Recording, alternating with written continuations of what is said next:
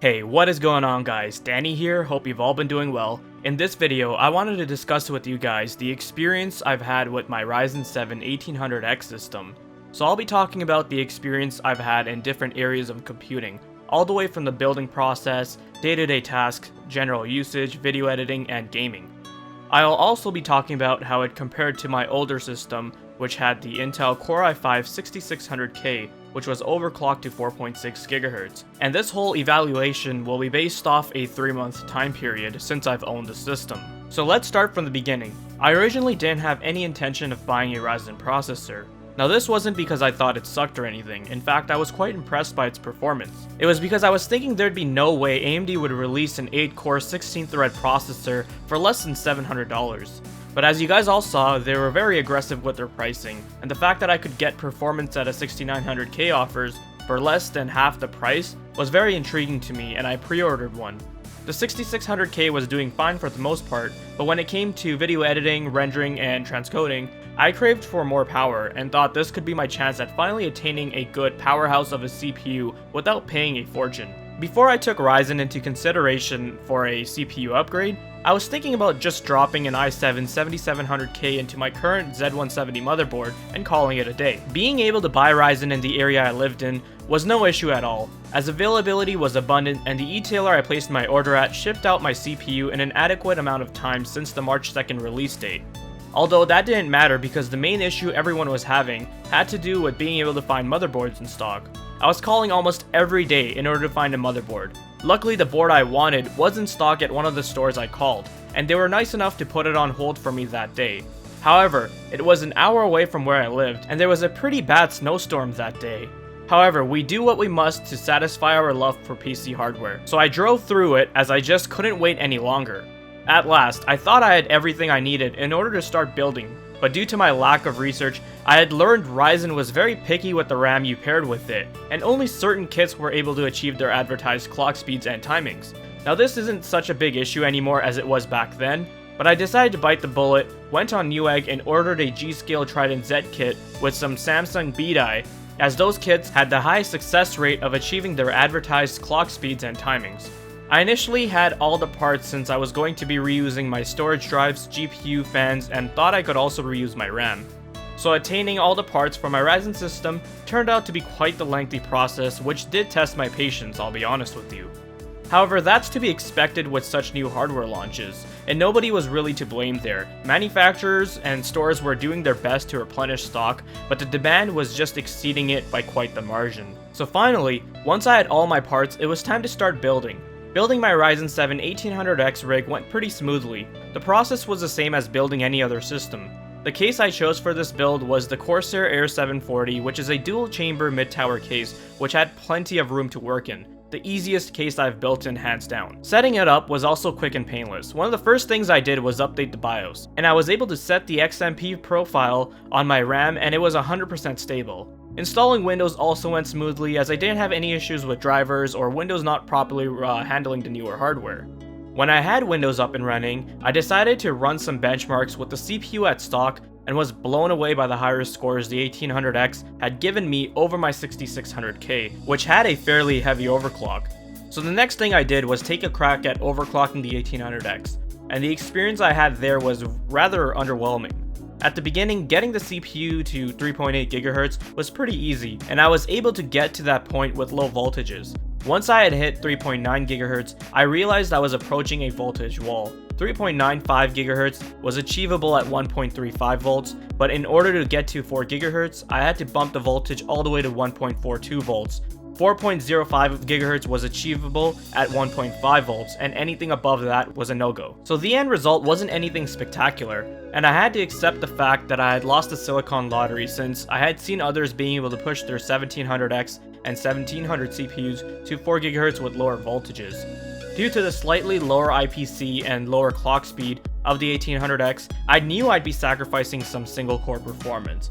Although this wasn't a huge deal to me, as there were only a couple titles I played that relied on single core performance, and a lot of newer games are taking advantage of multiple threads, so no real loss there. Unfortunately, overclocking on Ryzen wasn't really all that exciting due to the limitations in the fabrication process. We'll probably have to wait until Zen 2 or 3 for processors that have higher clock speeds, and whether or not they'll improve on overclocking. Now, using Ryzen in my day-to-day tasks, which consist of browsing the web, streaming videos, music, using programs like Microsoft Office for homework, using VoIP applications to talk to friends and family, you know, things that really aren't all that demanding and that any person would be able to do on their PC. These obviously weren't the tasks which I bought Ryzen for. They're fairly basic tasks and any modern machine can handle them.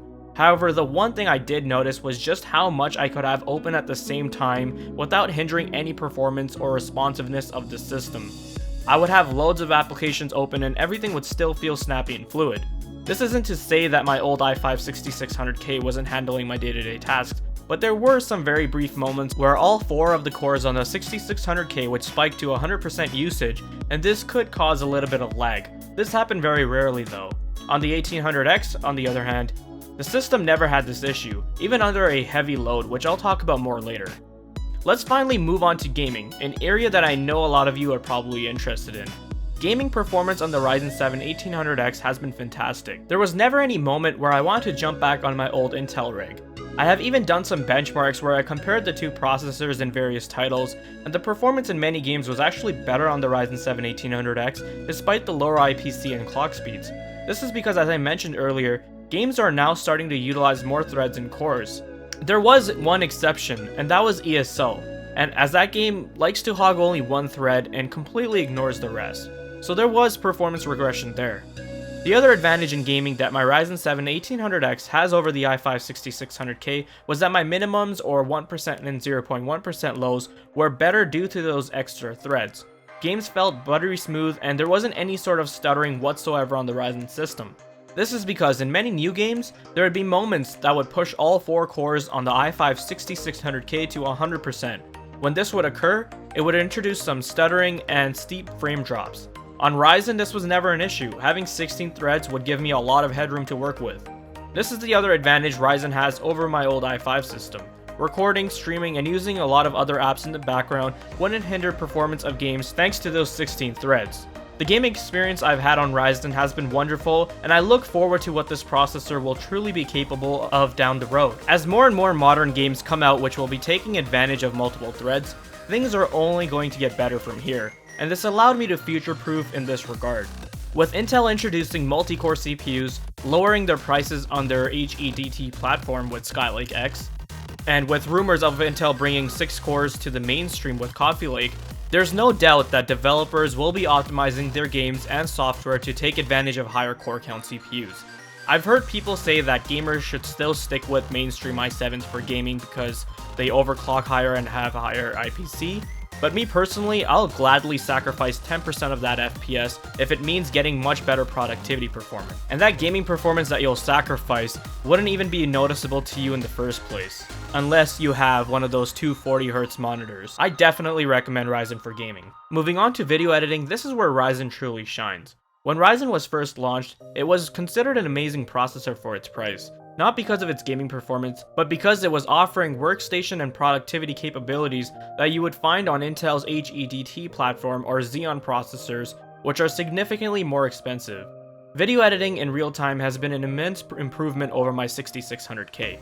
Rendering, exporting videos in 1080p, 1440p, and 4K is no issue at all, as the 1800X plows right through those projects. Transcoding videos in Handbrake from an AVC to HEVC codec is also seamless on Ryzen.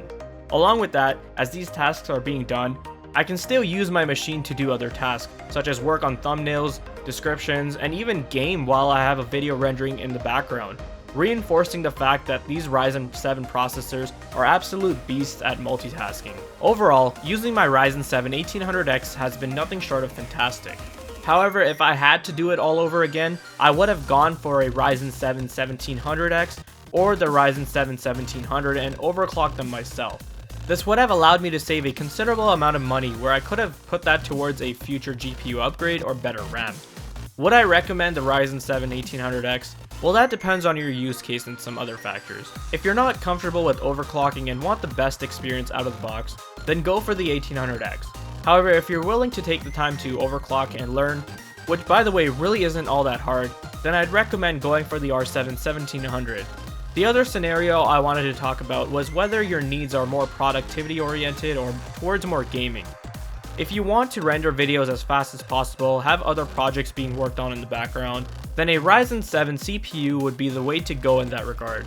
However, if you're more focused on gaming, then I'd recommend the Ryzen 5 1600, which offers really great value as you're getting 6 cores and 12 threads for the price of an i5. Even with a Ryzen 5, you'll be able to edit videos and stream. It just wouldn't be as capable as an R7, but would be a lot more capable than an i5 with just 4 cores and 4 threads. I really hope that with Coffee Lake, Intel is inspired by AMD to bring higher core count CPUs to the mainstream platform. Well guys, I hope you found this video enjoyable and were enlightened by me telling you about my experience with a Ryzen 7 1800X system 3 months later.